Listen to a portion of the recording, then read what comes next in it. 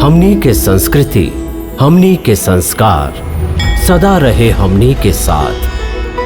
भारत के महान ग्रंथ और काव्य सब के संपूर्ण संकलन सब्सक्राइब करें तिलक।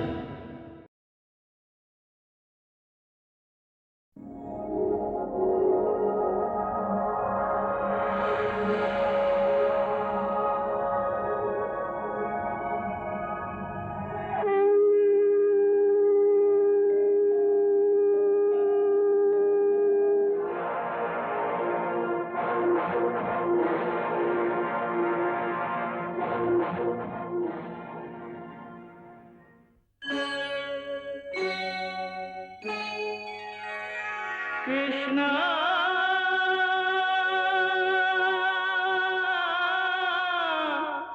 कृष्णा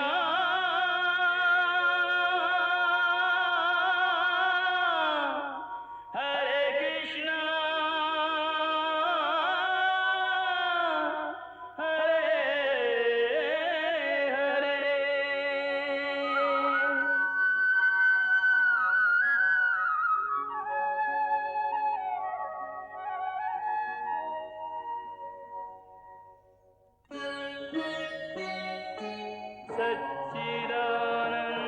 सच्चिदानन्दरूपाय विश्वोत्पत्त्यादिहेतवे तापत्रयविनाशाय श्रीकृष्णाय वयं नमः।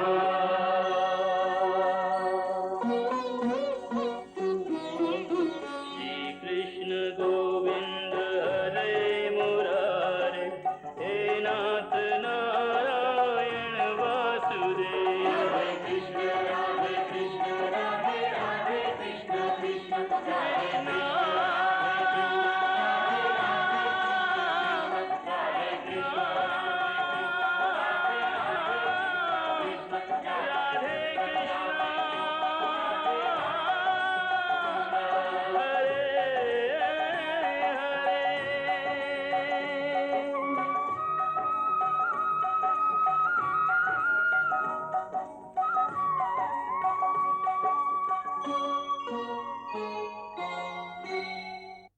हे अग्निदेव, आज हम अपना आप के तोके समर्पित कर रहा हई। रुक जा पार्थ। अबे सूर्यास्त कहवा भइल हा? ऊ देखा। ये कैसे हो गई? पार्थ, ऊ देखा सूरज और ऊ रहल जयद्रथ, तुहार शत्रु। बचावा युवराज, बचावा।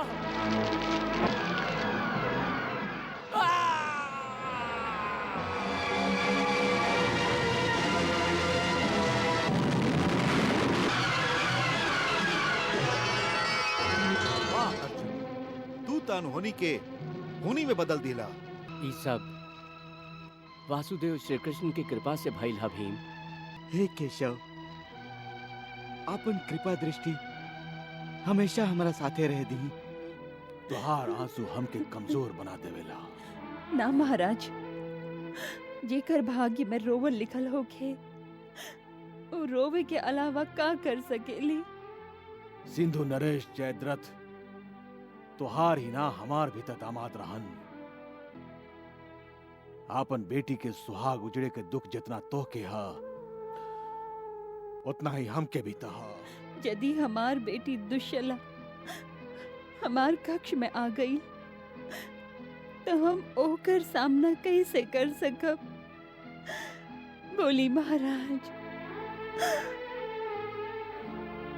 हम ओकरा सांत्वना कैसे देब? सांत्वना तो ऊ देवेला जे स्वयं दुखी ना होके। ना ही कौनो बहू से मिले के साहस हमरा में। महाराज, खाली हमार जमाई जयद्रथ के ही वध ना भइल हा। अब ही तक ना मालूम हमार केतना बेटन के भी वध हो चुकल होई। हाँ गांधारी,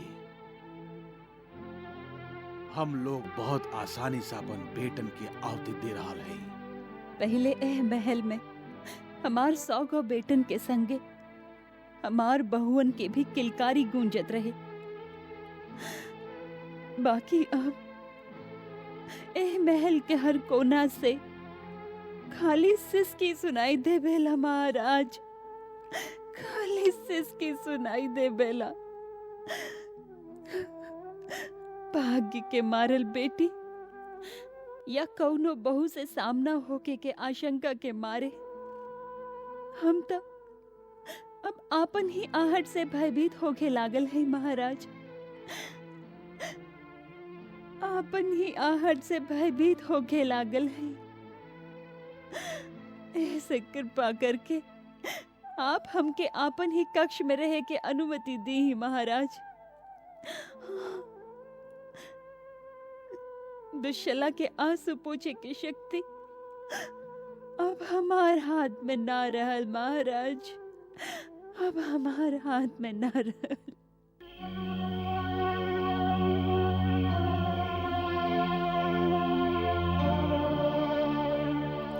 भैया भैया दुशाला, अरे दुशाला, तोहरा आवे से तो हसीनापुर के शोभा ही बढ़ गई।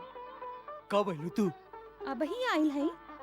सिंधु नरेश भी साथे आइल बाड़न का? हाँ, बाकी वो पिताजी और माई के संगे बात कर रहल बाड़न। और तू हमसे मिले आ गेलू हैं? का बात है? बहुत खुश दिखाई दे रहल बाड़ू। हाँ, हम बहुत खुश हैं। ऐसा तो मिठाई ले आइल हैं। मिठाई? बाकी कौना बात के मिठाई? भैया अरे बताओ ना कौना बात की मिठाई? दुशाला बताओ ना कौना बात की मिठाई? आप मामा बने वाला है। ओह,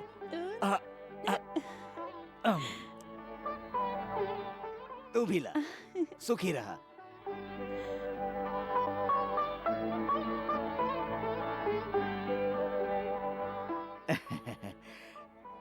हमार प्यारी दुशाला, तू सदा सुखी रहा।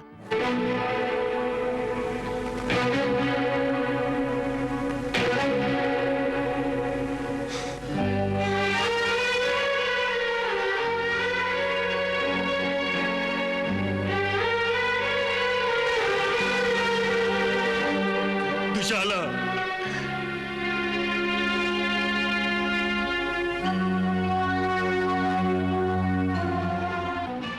दुशाला, क्षमा कर दा हमके, क्षमा कर दा। जौना हाथ पर तू राखी बनले रहलू, वो हाथ तोहार सुहाग के रक्षा ना कर सकल। वो हाथ तोहार सुहाग के रक्षा ना कर सकल। वो हाथ तोहार सुहाग के रक्षा ना कर सकल, ना कर सकल।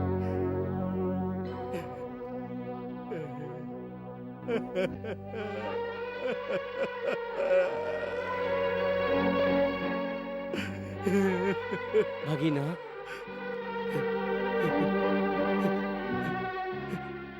तुहार आंख में आंसू? भगीना, आंसू तो दुर्बलता के निशानी हो खेला।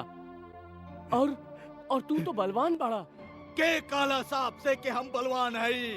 भगीना, के कहलास? भगीना, मामा जी हम बलवान ना है, हम बलवान ना है। हम तो दुर्बल भाई हैं जे अपन भाईयन के भी रक्षा ना कर सकेला। अरे हम तो कायर हैं जे अपन बहन के सुहाग के भी रक्षा ना कर सकल। अरे हम तो पिता हैं जे अपन बेटा के भी रक्षा ना कर सकल। और तब आप हमके बलवान कहत हैं। मामा जी, हमरा जैसन दुर्बल और भागा केहू नहीं के। धिक्कार बा हमरा पर और हमार बल पर, धिक्कार हा। भगीना, जेकरा पास द्रोणाचार्य, कृपाचार्य, अश्वत्थामा और कर्ण जैसन अजय महावीर होखे, ओकरा के कमजोर समझे के साहस हम तक का केहू भी ना कर सकेला। हाँ हाँ, आप जिनका अजय समझा थे मामा जी, उनके होखते हमार बहनोई जयद्रथ के बद अर्जुन कैलस ना, ये चारों के होखते हमार सेना के संघार भइल ना। मामा जी, यदि ई लोग में से एक भी अर्जुन पर प्रतिबंध लगैले होइतन तो जयद्रथ के जगह अर्जुन यमलोक पहुंच चुकल होई। बाकी ऐसा ना भइल, ऐसा ना भइल। कुछ ना कर सकलन हमारी योद्धा। अर्जुन हर एक के पराजित कर दिलस, हर एक के पराजित कर दिलस। मामा जी, याद आऊ दिन जब कृष्ण शांति प्रस्ताव लेके हस्तिनापुर आयल रहन। हाँ हाँ, याद है भगिना। और ओ समय तू बहुत हिम्मत से काम ले रहा और वो शांति प्रस्ताव के ठोकर मर ले रहा।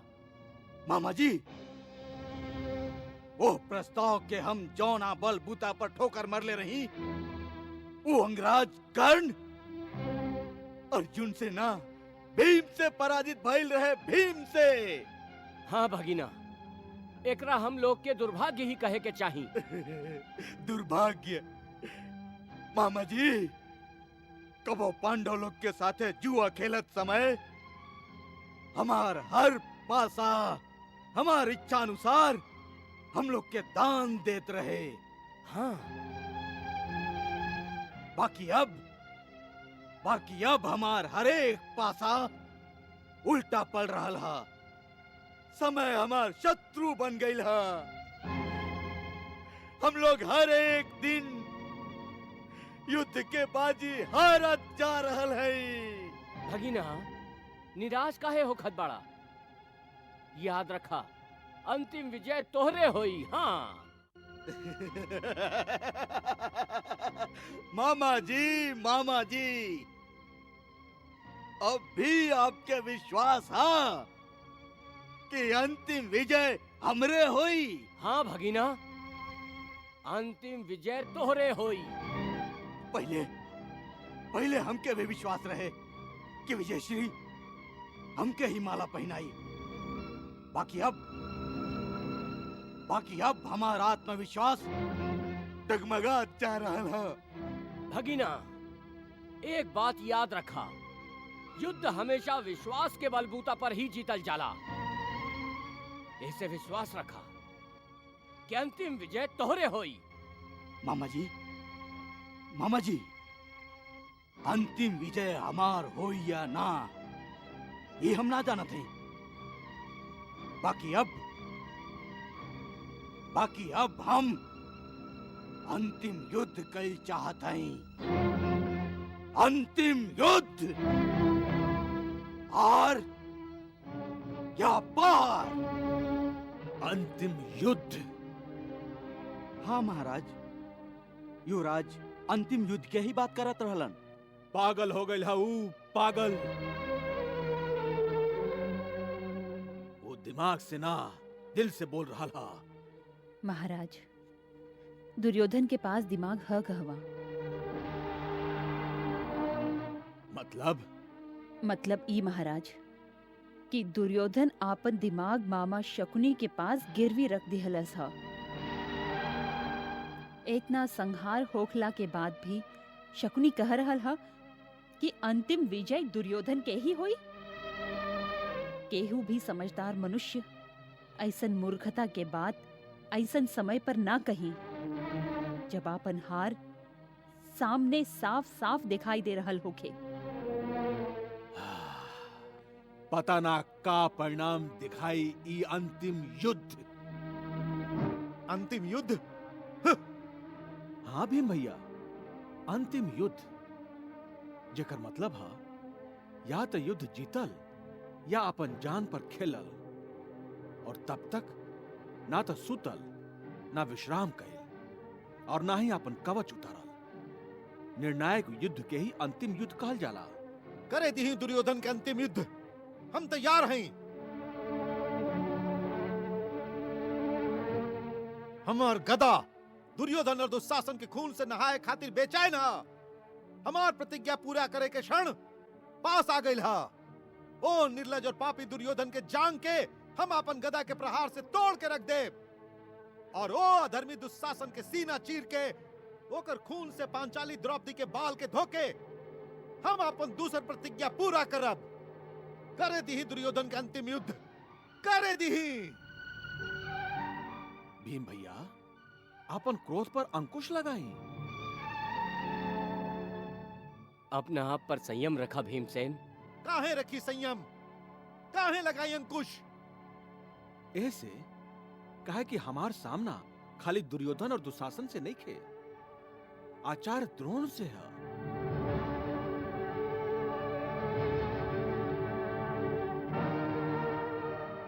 और खाली आज के विजय से ई मान लिहल कि हम लोग युद्ध जीत गए हैं, ई हम लोग के बहुत बड़ भूल हुई।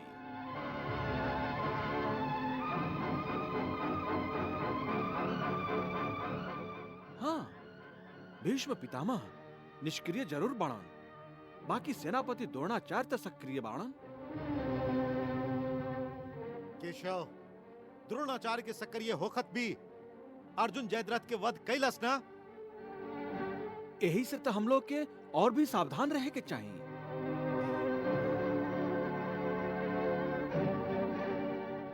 तू का कहल चाहता केशव? यह कि आज के युद्ध में कौरवन के पराजय ना भइल हा। पराजय भइल हा युद्ध कुशल और अजय सेनापति आचार्य द्रोण के। जयद्रथ के वध के कारण द्रोणाचार्य की युद्ध कुशलता के अपमान भइल हा। ऊ जयद्रथ के सुरक्षा के जो वचन दिले रहन, ऊ वचन झूठ हो गई हा। ऐसे उनकर अभिमान के चोट पहुंचल हा, और वो घायल होके एगो शेर के लेखा बिफर गई बाड़न। और हम सभे तो जानी ले कि एगो घायल शेर सबसे ज्यादा घातक होखेला।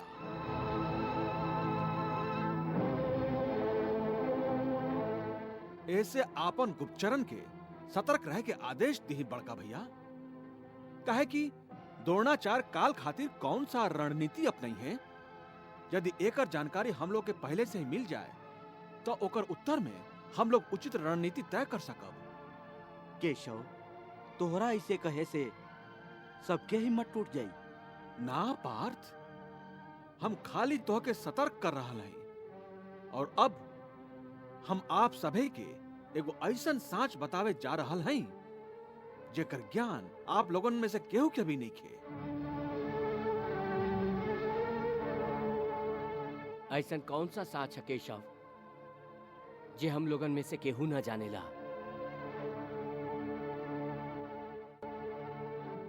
ऊ साच ई हा बड़का भैया कि आज युद्ध के समाप्ति के बाद भी आचार्य द्रोण अपन कवच ना उतरलन। कहा? ई का कहता केशव? द्रोणाचार्य कवच ना उतरली? एकर अर्थ ई हा कि ऊ अंतिम युद्ध के व्रत ले ले बाड़न। या तो ऊ स्वयं मर जाई हैं, या ऊ सगरे पांडवन के मार डरी हैं। और ई भी हो सकेला कि ऊ आज रात के ही आक्रमण कर देवे। एकर मतलब ई भइल केशव कि खाली दुर्योधन ही ना, गुरु द्रोणाचार्य भी अंतिम युद्ध करे के संकल्प ले ली बाड़न, आर या पार। और याद रहे बड़का भैया कि द्रोणाचार्य यदि कल अंतिम युद्ध करिए तो एकर मतलब यह होई कि काल युद्ध के अंत होई, और युद्ध के निर्णय कौरवन के पक्ष में होई, हम लोग के ना।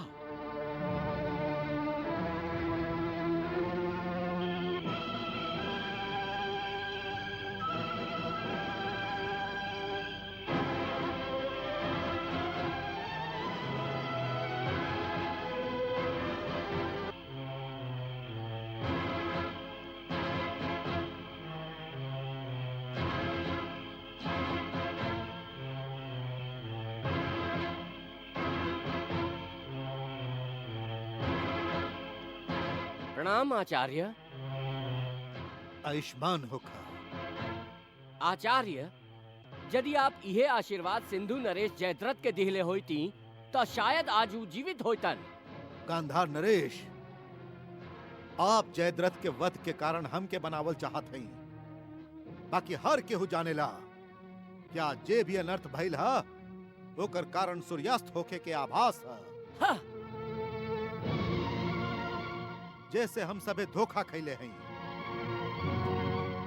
सिंधु नरेश के यदि हम आयुष्मान होके के आशीर्वाद दिहले होती तो ऊ भी विफल हो जाइत। ऐसे कि हम युद्ध तो जरूर कर सकत हई, बाकी केहू के भाग्य से तो ना लड़ सकेली। बाकी आचार्य, फिर भी आप यह आरोप से ना बच सकेली कि आप अपन कृपा दृष्टि खाली पांडवों पर ही करत आइल हई। गांधार नरेश, ऊ लोगन के ही मन से आशीर्वाद देत आइल हई। गांधार नरेश, काहे? का हम झूठ बोल रहे हई? का आप अर्जुन के मन से आशीर्वाद ना दिली? उहे आशीर्वाद के कारण अर्जुन अपन प्रतिज्ञा पूरा कर लेलस। बाकी सिंधु नरेश जयद्रथ के प्राण पखेरु उड़ गए। गांधार नरेश, जे तरह आपके जीप चलेला वही तरह आज आप भी अपन तर्कस से तीर चलौले होती तो शायद जयद्रथ के प्राण के रक्षा भी हो सकत रहे। कृष्णा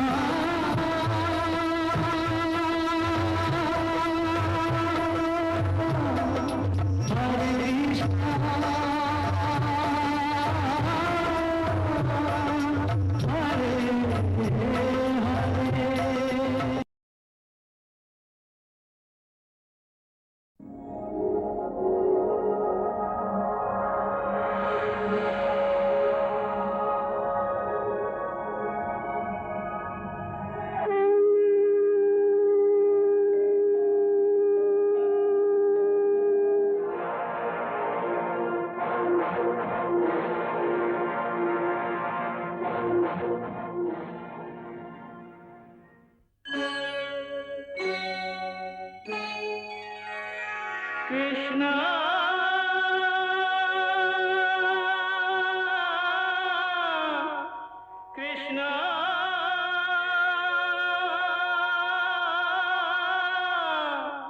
हरे कृष्णा हरे हरे।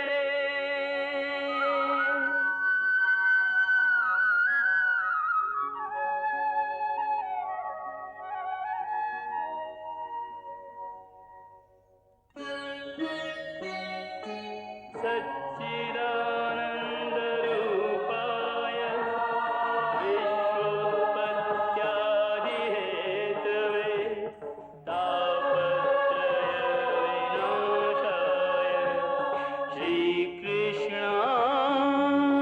श्रीकृष्णाय वयं नमः।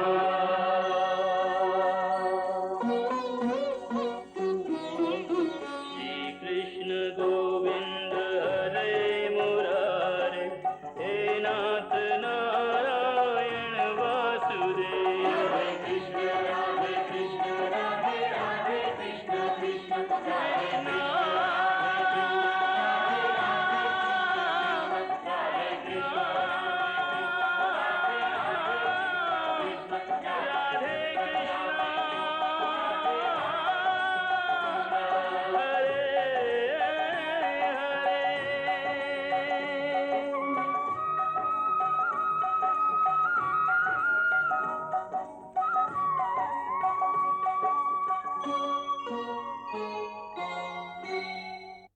हम बलवान ना है, हम तो दुर्बल भाई हैं जे अपन भाईयन के भी रक्षा ना कर सकेला। अरे हम तो कायर हैं जे अपन बहन के सुहाग के भी रक्षा ना कर सकल। अरे हम तो पिता हैं जे अपन बेटा के भी रक्षा ना कर सकल। धिक्कार हा। भगिना, जेकरा पास द्रोणाचार्य, कृपाचार्य, अश्वत्थामा और कर्ण जैसन अजय महावीर होखे, ओकरा के कमजोर समझे के साहस हम तका केहू भी ना कर सकेला। हाँ हाँ, आप जिनका अजय समझा थी मामा जी, उनके होखते हमार बहनोई जयद्रथ के वध अर्जुन कैलस ना। ये चारों के होखते हमार सेना के संघार भइल ना। बाकी अब हम अंतिम युद्ध कई चाहत हई। पता ना का परिणाम दिखाई ई अंतिम युद्ध, कि ऊ अंतिम युद्ध के व्रत ले ले बाड़न, या तो ऊ स्वयं मर जाई हैं या उस सगरे पांडवन के मार डरी हैं। गांधार नरेश, जे तरह आपके जीप चलेला वही तरह आज आप भी अपन तर्कस से तीर चलौले होती तो शायद जयद्रथ के प्राण के रक्षा भी हो सकत रहे। बाकी आचार्य, सिंधु नरेश के सुरक्षा के उत्तरदायित्व सबसे ज्यादा आप पर रहे। आप हम लोग के सेनापति हैं, फिर भी जयद्रथ के वध हो गई। आप तो गुरुकुल के सभे राजकुमारन के गुरु हैं। आपके शिष्य आपसे बढ़ के ना हो सकेलन। बाकी आज तो आपके आपन ही एगो शिष्य से पराजित होके के पड़ल। युवराज, गांधार नरेश के जीव के लगाम दी, जे मुंह में आवेला बोलो तरन। मामा जी गलत त ना कह रहल हई। हम अपन सारा शक्ति आपके हाथ में दे देले रही और खाली इतना ही अनुरोध कैले रही कि एगो सिंधु नरेश के बचा लीही। परंतु आपके होखते आपके एक शिष्य सारा कौरव सेना के मुंह पर कालिक पोत देलस। युवराज, आप अच्छा तरह से जाने ली कि सिंधु नरेश की सुरक्षा में हम कोनो कमी ना रख ली, और फिर भी वो मारल गईलन। उच्चतम सुरक्षा होखत भी यदि वो मारल गईलन तो दूसरा से पूछे के ही का।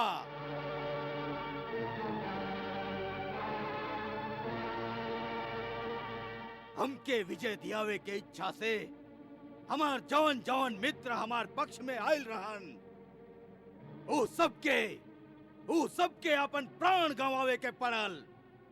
जे भी वीर महावीर हमके पृथ्वीपति बनावे के इच्छा से हमार हित में युद्ध करत रहलन, वो सब पृथ्वी के ही सैया बना के ऊपर सो रहल बाड़न।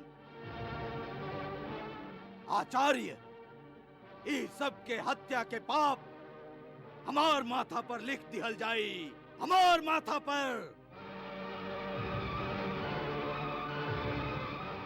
आचार्य, हम पापी हैं जे अपन ही सगा संबंधी के और मित्र लोग के भयंकर संहार करवैले हैं। अब यदि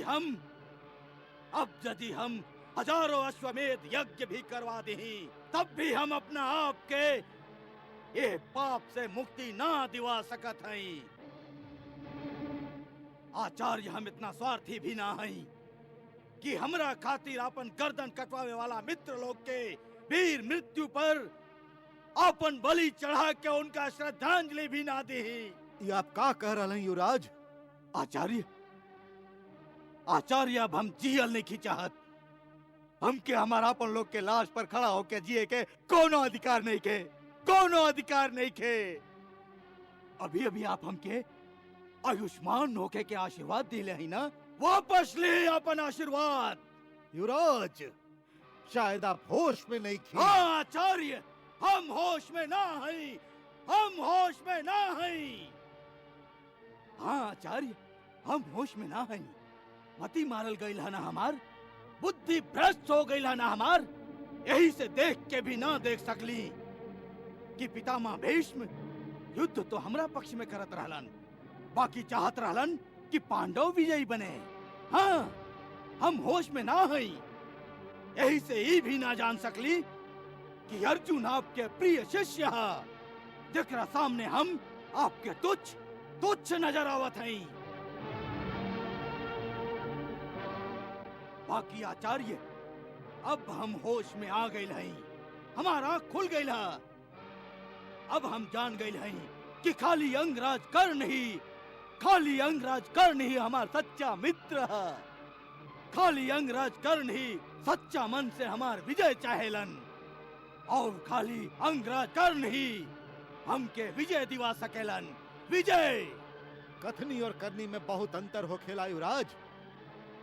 विजय दियावे और देवे वाला जान हथेली पर रख के युद्ध करेलन, जान बचा के युद्ध भूमि से भाग न जालन। अर्जुन जब जयद्रथ के वध कैलास तब तुम्हारी सच्चा मित्र काहे ना आगे आयल? कर्ण जरूर सिंधु नरेश के सुरक्षा कर सकत रहन, परंतु यदि वो ऐसा कर लेतन तब फिर आपके सेनापति होके के का लाभ? शब्दन के तीर तक खाली गांधार नरेश चलावेलन, बाकी आपसे ये अपेक्षा ना रहे युवराज। हम पहले ही कहले रही कि हम भाग्य से ना लड़ सकी। आपके भाग्य में कहा एकरा आपके उहे दिन पढ़ लेवे के चाहत रहे जौन दिन भीष्म पितामह शिखंडी के कारण निष्क्रिय हो गई रहन। गंगा पुत्र भीष्म, जिनका दानव तो दानव, देवता भी परास्त ना कर सकत रहन, वहां के सामने कर्ण या फिर स्वयं हम का चीज हैं। युवराज, आप कौरवन के भाग्य के ना पढ़ सकली, बाकी गंगा पुत्र अपने निष्क्रिय होखते कौरवन के भाग्य में लिखल पढ़ ली ले रहन और आपके पांडवन से संधि करे के सुझाव दिले रहन। भीष्म पितामह के अंतिम इच्छा के अनुसार आपके पांडवन से संधि कर लेवे के चाहत रहे, बाकी वो समय आप पितामह की इच्छा के ठोकर मार के वहां के अपमान कैली और आज हमरा पर पक्षपात के आरोप लगा रहा है। तका आचार्य, अब आप भी युवराज के पांडवन से संधि करे के सलाह दे? ना मामा जी ना, अब पांडवन से संधि मरत दम तक ना हो सकेला। अब हम अंतिम युद्ध कल चाहत हई, अंतिम युद्ध। या तो हम पांचों पांडव सहित सगरे पांचालन के मार के उनकर खून से युद्ध भूमि के लाल कर दे, या खुद अपन प्राण त्याग दे। ऐसन साथियन के साथे जिए से का फायदा जे मन से पांडवन के साथे बाड़न और हमेशा उनके विजय के कामना करेलन।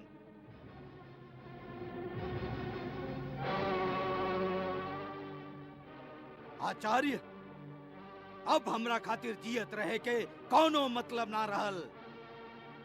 यही से हमके अंतिम युद्ध करे के आज्ञा दी। युवराज, ना, आपके हम अंतिम युद्ध करे के आज्ञा नहीं दे सकत। काहे आचार्य, काहे?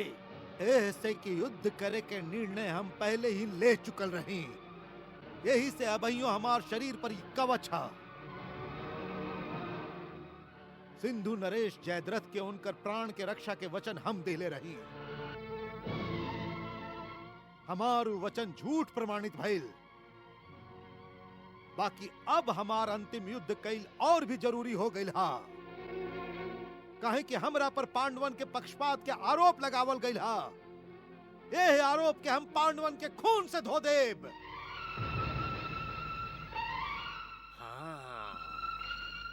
हे दसों दिशा, हे दिक्पाल, हे नक्षत्र, हे यक्ष गंधर्व किन्नर, हे देवता, हम भारद्वाज द्रोण प्रतिज्ञा करत हई कि कल हम निर्णायक युद्ध करब। कल हम सभे पांचालन के संगे पांडवन के वध कैले बिना अपनी कवच न उतारब।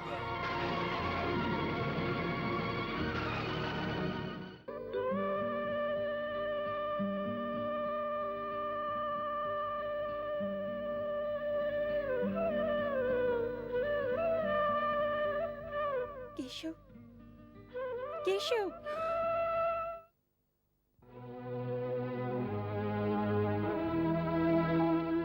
का भरी यज्ञ सेनी, तू इतना व्याकुल काहे हो? हाँ केशव, हम व्याकुल हैं। और तू चैन की बंसी बजा रहल बाड़ा, जैसे कुछ भइल ही नहीं खे। भइल कहा? तू तो ऐसन कहत बाड़ा केशव जैसे कि तुमके कुछ पता ही नहीं खे। तू तो अच्छा तरह से जानेला कि द्रोणाचार्य पांचों पांडवन समेत सभे पांचालन के वध करे के प्रतिज्ञा कइले बाड़न। हमार पांचों पतियन समेत हमार पिता और भाई लोग के प्राण संकट में आ गई ह। ई जानत भी कि कल का होके वाला ह, तू कुछ ना करबा, ऐसे ऐसे ही बांसुरी बजावत रहबा। जे भाग्य में लिखल होई उहे होई। हमहू इहे याचना करे आइल हैं केशव कि भाग्य के लिखल के मिटा द। तू तो परमात्मा बाड़ा, कुछ भी कर सकेला। भाग्य के लिखल भी केहू बदल सकेला पगली? और फिर हम क्या हो खिले भाग बदले वाला? ना केशव, हम पगली नहीं की, हम सब समझेली। तू जे चाहबा उहे हुई।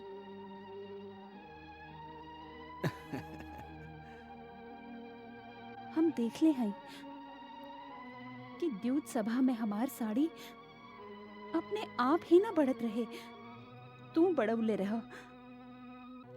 भीष्म पितामह जब पांडवन के वध करे के प्रतिज्ञा कैले रही तो हमके सौभाग्यवती होके के आशीर्वाद के दिलवौले रहे, तू दिलवौले रहा केशव।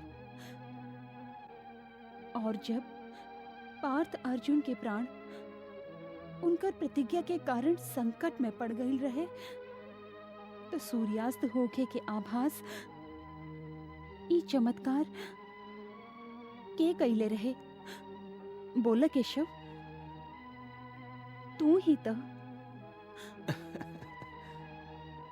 और तुहार और हमार नाता खाली राखी के ना, खाली सखा के भी ना, भगवान और भक्त के भी हा। पर पांचाली ई का कह रहा तू? तू लाख छुपावे की कोशिश कर केशव,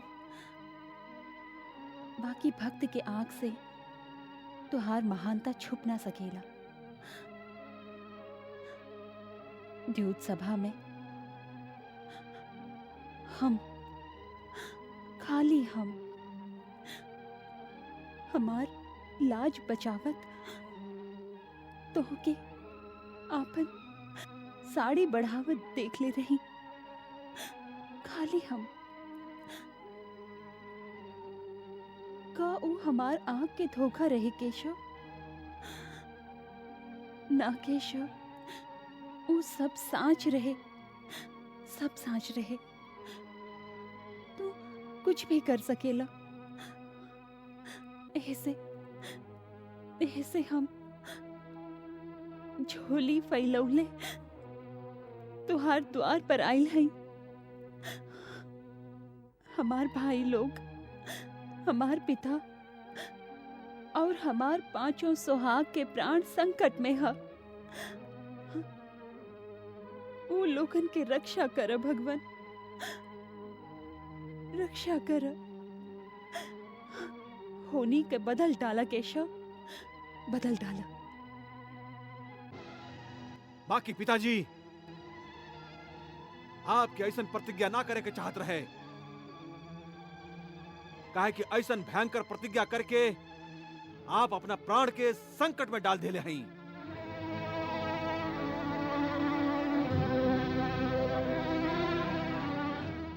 संसार में प्राण ही तो सब कुछ ना होला।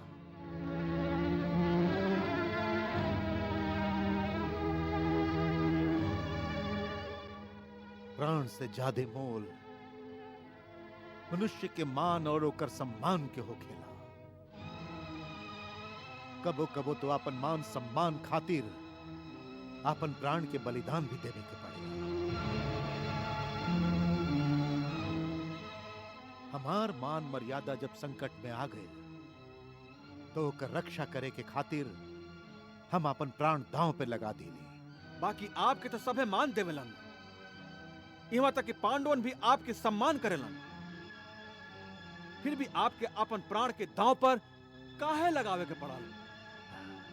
ऐसे कि उराज दुर्योधन और गांधार नरेश शकुनी हमरा पर पांडवन के संगे पक्षपात करे के आरोप लगौले रहन। बाकी ई झूठ आरोप हा।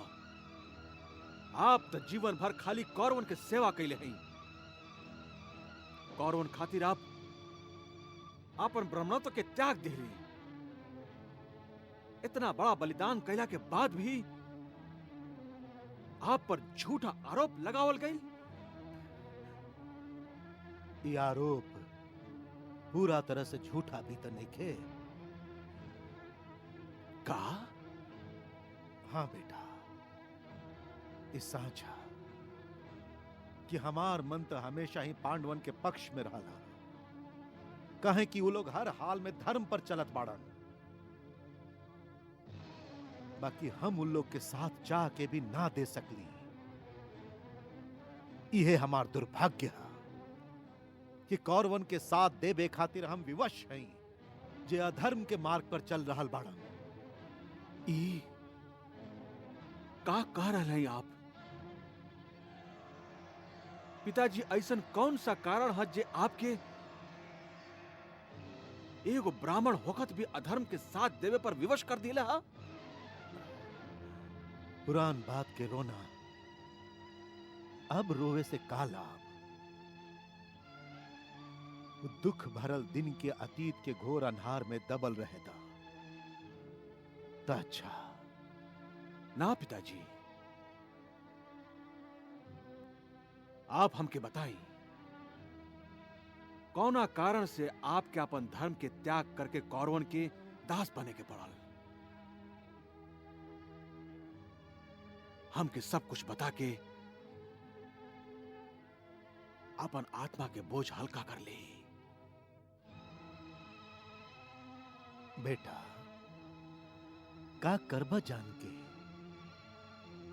बेकार है तो के दुख होई। दुख और पीड़ा के भारी बोझ आप अकेले ही उठावत रह जीवन भर? हम आपके बेटा हैं। कई हमार कर्तव्य नहीं है कि हम आपके दुख के कम करें? बेटा, माता पिता अपन संतान के दुख ना सुख दिहल चाहेला। बाकी जब तोहार जन्म भइल तब हम तोहके दुख के सिवा कुछ न दे सकली। पिताजी, बहुते दरिद्रता के दिन रहे। हमारी गरीबी एगो ब्राह्मण के विडंबना रहे। एकर कारण ही रहे कि ब्राह्मण कबो धन के दास ना बन सकेला, रोटी खातिर अपन विद्या के सौदा ना कर सकेला। कृष्णा